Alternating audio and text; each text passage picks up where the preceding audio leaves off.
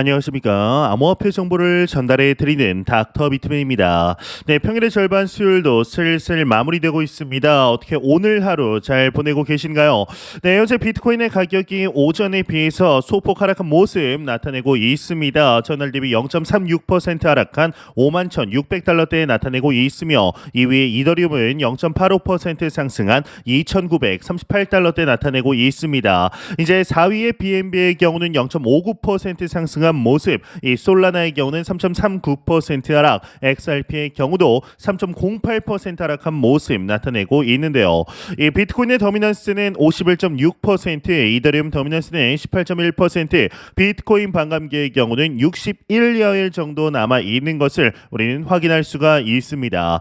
네, 현재 비트코인의 가격이 현재는 다소 조정을 받고 있는 듯 보이지만 그럼에도 계속해서 상승하고 있다라는 것을 부정할 수는 없습니다. 이렇게 불장의 사이클에 접어든 영향일까요? 대한민국의 정치권이 코인 투자자들의 표심을 잡기 위해 앞다투어 가상자산에 관한 이 공약을 발표하고 있습니다. 이 국민의힘과 더불어민주당은 비트코인의 현물 ETF 승인에 이 제도권에 안착시키겠다라고 공언을 하고 있는 중인데, 이 더불어민주당의 경우는 21일 디지털 자산 제도와 공약을 발표하게 됩니다. 우선은 비트코인 현물 ETF를 발행, 상장, 거래를 허용해서 투자자들의 접근성을 개선하겠다라고 밝히게 되었는데요. 그간의 금융위원회는 비트코인 현물 ETF에 대해서 자본시장법 위반 소지가 있다라는 시각이었습니다. 이 가상자산 현물 ETF의 매매 수익이 금융투자 소득으로 분류 과세해서 이제 다른 금융상품들과 손익통산 손실 2월 공제가 가능하도록 하겠다라는 공약도 내놓게 되었는데, 이 가상자산 관련 ETF를 개인 종합자산 관리 계좌 이 ISA의 편입 상품으로 허용해 비과세 혜택을 늘리겠다라는 구상인 것이죠. 이 민주당은 가상자산 매매 수익에 대한 공제 한도를 현행 250만 원에서 5천만 원까지 상향하겠다 라고 공약하였는데요. 또한 국회 회기 중 이제 국회의원들의 가상자산 거래를 금지하기로 결정하게 됩니다. 이는 이 가상자산 보유 의혹으로 민주당을 탈당한 이 김남국 의원을 의식한 공약으로 보이는데, 한편 이 국민의힘도 지난 20일 비트코인 현물 ETF의 승인과 기본 공제 5천만 원으로 확대, 과세 2년 유예 등 암호화폐 관련 공약을 발표하게 된 것입니다. 참 많은 것들이 불장이 좀 많은 것들을 바꿔놓고 영향을 미치고 있는 것 같습니다. 이에 이제 현재 비트코인의 가격이 다시 반등 모멘텀을 잡았다라는 분석들이 나오고 있습니다. 이제 엿새째 7,100만 원대에서 횡보를 지나서 7,200만 원대로 다시금 반등하게 되었었는데요. 물론 현재 보합 흐름을 나타내고 있지만 이 더 높은 곳을 향해 꿈틀거리고 있는 것이 사실이죠. 이에 지난달 미국 증권거래위원회 SEC가 비트코인 현물 ETF 11개를 승인한 이후 관련 자금 유입이 늘어나는 추세입니다. 지난 8일부터 하루 평균 비트코인 현물 ETF의 자금 순 유입이 6,400억 원 수준으로 늘어나면서 이 비트코인 상승이 시작이 된 것으로 풀이되는데, 이와 더불어 비트코인 하면 생각나는 대표적인 기업이죠. 이 마이크로스트래티지의 의장인 마이클 세일러에게서 비트코인 관련 새로운 언급이 나왔습니다. 앞으로 비트코인을 영원히 매수할 것이라고 하는데 자세한 내용 함께 보도록 하겠습니다. 네, 헤드라인을 보겠습니다. 헤드라인을 보게 되면 비트코인 황소 마이클 세일러 비트코인 영원히 매수할 것이다. 헤드라인 멋지게 장식이 되어 있습니다. 이 대표적인 비트코인의 강세론자 마이클 세일러가 비트코인을 영원히 forever 매수할 것이라고 말해 눈길을 끌었다라고 합니다. 이 마이클 세일러는 충분히 이러한 언급을 하고도 남을 인물이죠. 이 마이크로스트래티지의 전 CEO, 현재는 의장직을 맡고 있는 이 마이클 세일러는 최근 블룸버그와의 인터뷰에서 비트코인을 무기한으로 계속 구매할 계획이라고 밝히면서 비트코인에 대한 확고한 신념을 재차 강조했다고 합니다. 이는 총 70만 비트코인이 넘는 비트코인 ETF가 급성장하고 있는 가운데 나온 발언이라고 하는데, 이 세일러에 따르면 현물 ETF의 도입은 암호화폐 시장의 판도를 바꾸어 놓았다. 실제 새로운 ETF에 대한 수요는 비트코인 채굴자들의 일을 공급량을 꾸준히 앞질렀고 때로는 8배에서 10배까지도 증가하기도 했다라고 이야기를 하고 있습니다. 단일 기업계 중 가장 많은 비트코인을 보유하고 있다고 하는데 현재 19만 BTC를 보유 중이라고 합니다. 19만 BTC면 어마어마한 양이죠. 이 블랙록이 현물 ETF 이후에 12만 BTC를 매집했다라고 하는데 단일 기업으로 19만 BTC면은 어마어마합니다.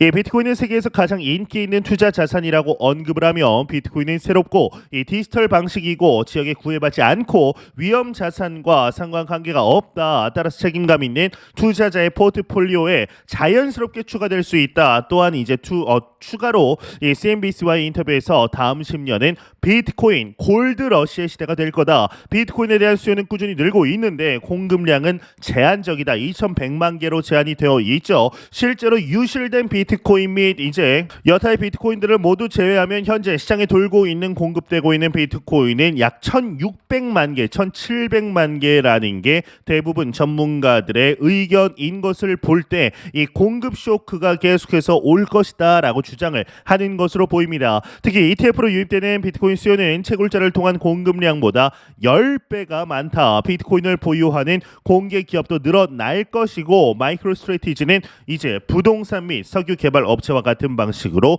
존재하는 비트코인 개발 업체이다라고 밝히게 됩니다. 이 외 내용은 그리 중요하지 않아 넘어가도록 하겠습니다.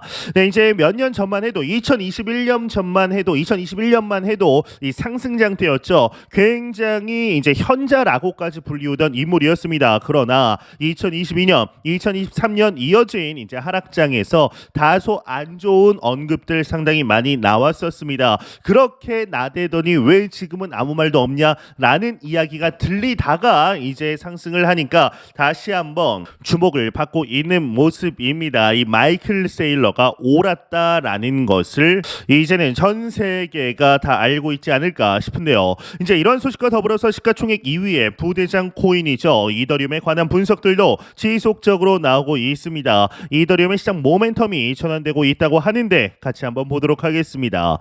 네, 헤드라인을 보시게 되면 암호화폐 전략가 이더리움 해뜰날 다가온다. 시장 모멘텀 전환 예측된다. 헤드라인 멋지게 장식이 되어 있습니다. 이 긴밤 간밤에 이더리움이 잠시 3,000달러를 돌파하면서 지금은 3,000달러가 다소 좀 무너졌습니다. 아쉽죠? 이 강세 기대감이 계속 펼쳐졌다라고 이야기를 하고 있는데 이 데일리 호들에 따르면 트레이딩 플랫폼 MN 트레이딩 창립자 겸 CEO의 유력 암호화폐 전략가 마이클 반데포프의 경우는 개인 유튜브 채널을 통해서 비트코인에서 이더리움으로 시장 관심이 전환될 날이 곧 다가올 것이다 라고 언급을 했습니다. 이 반데포프의 경우는 레이어 2 수수료 인하를 목표로 한 덴쿤 업데이트와 이더리움 현물 ETF 승인 기대감을 상승 촉매제를 이더리움의 강세 근거로 제시했다고 하는데 암호화폐 시장 모멘텀이 이더리움으로 전환될 것이다. 인플레이션 측면에서 거시경제적 상황이 어려워지고 금리 인하가 연기될 것으로 보인다. 이더리움은 덴쿤 업데이트로 레이어 2에서 긍정적인 영향을 행사하여 이더리움 토큰 가치 상승 동력이 될 것이다 라고 언급을 했다고 합니다. 이제 이 외에는 현물 ETF 관한 내용이라서 넘어가도록 하겠습니다. 네, 현재 비트코인과 이더리움과 관련하여서 참 많은 이야기들이 나오고 있습니다. 다만 우리나라의 대한민국의 대부분의 투자자들이 이 비트나 이더가 아니라 알트에 투자하는 것을 코인 투자로 아시는 분들이 더욱더 많은 것 같습니다. 실제로 지난 2021년, 2017년, 18년 이제 상승장 당시에도 많은 투자자분들이 비트코인보단 알트코인에 투자를 했죠. 이제 다가오는 2024, 2025 상승장에도 크게 다르지는 않을 것으로 봅니다.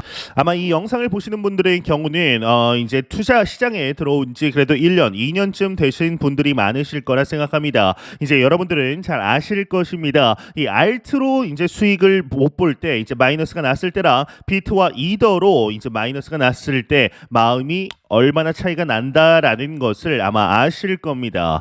현재 제가 계속해서 말씀드리지만 지금은 매도할 때가 아닙니다. 매수해야 할 때라는 것 잊지 않으시길 바라면서 지금 가지고 계신 수량을 잘 지키시길 바랍니다. 무작정 상승하는 시장은 없습니다. 상승하다가도 하락하고 하락이 이제 멈출 것 같은데 더 하락하고 이제 여기서 팔아야 되나 싶을 때 상승하는 것이 크립토 마켓입니다. 가진 수량 꼭 지키셨으면 좋겠습니다. 있습니다.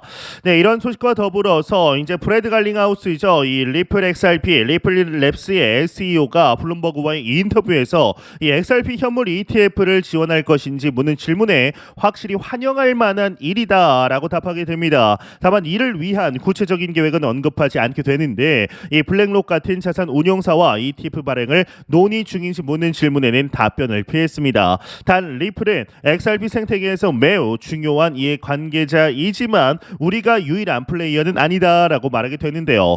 이어서 비트코인 외에 다른 암호화폐 현물 ETF도 출시되는 게 합리적인 일이다라고 덧붙이게 되었죠. 이제 반면 이 아크 인베스트먼트의 CEO 캐시 우드의 경우는 최근 월스트리트 저널의 팟캐스트 인터뷰에서 미 SEC가 비트코인, 이더리움 외에 암호화폐 현물 ETF를 승인할 것으로 예상하지 않는다라고 말하게 되는데 이제 작년이죠. 2023년 11월 블랙록이 XRP ETF를 추진하고 있다라는 서류가 유출됐지만 블랙록은 해당 서류가 가짜라는 사실을 곧바로 발표하게 됩니다. 현재 미국에는 XRP ETF가 존재하지 않습니다. 하지만 코인쉐어스와 21쉐어스를 비롯한 회사들이 유럽 시장에서 XRP ETP를 제공하고 있습니다. 그리 머지않은 시간 안에 우리가 실제적으로 XRP 현물 ETF를 볼 수 있게 될 것이라 개인적으로는 확신하고 있는데 이제 이러한 소식과 더불어서 SEC와 리플사 간의 소송이 내년까지 지연될 가능성이 있다라고 하는데요. 자세한 내용 함께 보도록 하겠습니다. 네, 헤드라인을 보겠습니다. 헤드라인을 보시게 되면 SEC 대 리플 소송 결론 내년까지 지연 가능성이 있다. 헤드라인이 장식이 되어 있습니다. 이게 무슨 내용인지 한번 같이 보도록 하겠습니다.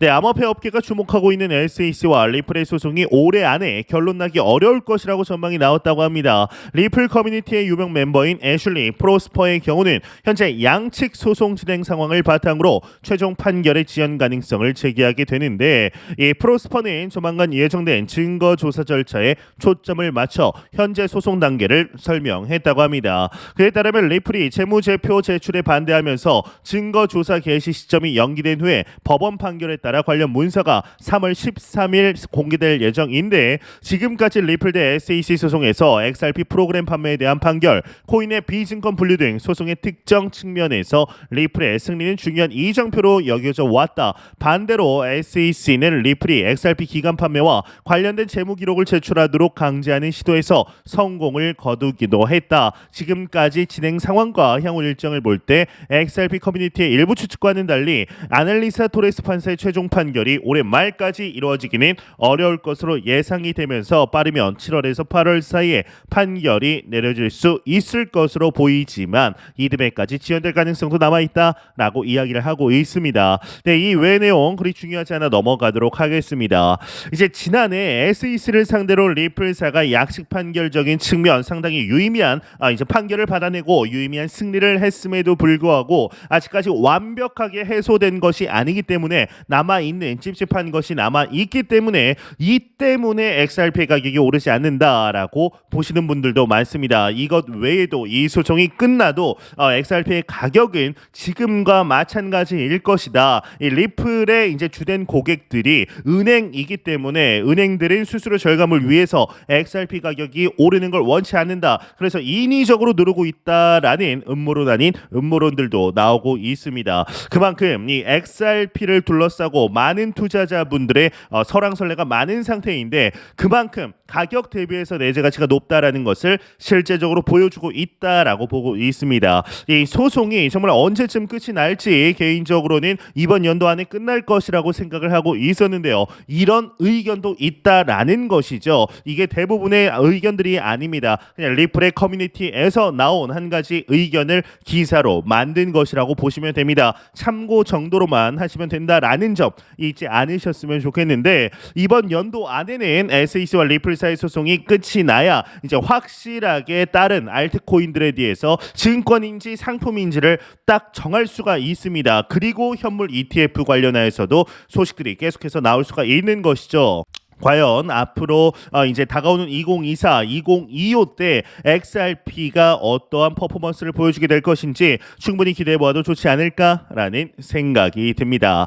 네, 공포탐욕 지수 한번 보도록 하겠습니다. 네, 72포인트에서 어제 72포인트에서 6포인트 상승한 78포인트 익스트리미 그리드 극단적인 탐욕 단계 여전히 유지하고 있습니다. 정말 얼마 만에 보는지 모르겠는데요. 이 지수는 0이면 공포, 100이면 낙관을 의미하게 되죠. 네, 현재 비트코인이 시가총액 1조를 달성하면서 이 투자자들 중에는 일부 매도 타이밍을 고민하는 분들도 있는 것으로 보입니다. 이익절은 언제나 옳았다라는 말이 있듯이 누구나 원하는 수익이 났다면 매도할 수 있습니다. 다만 이걸 2017년부터 지켜봐온 투자자로서 타이밍을 생각하지 않을 수는 없는데요.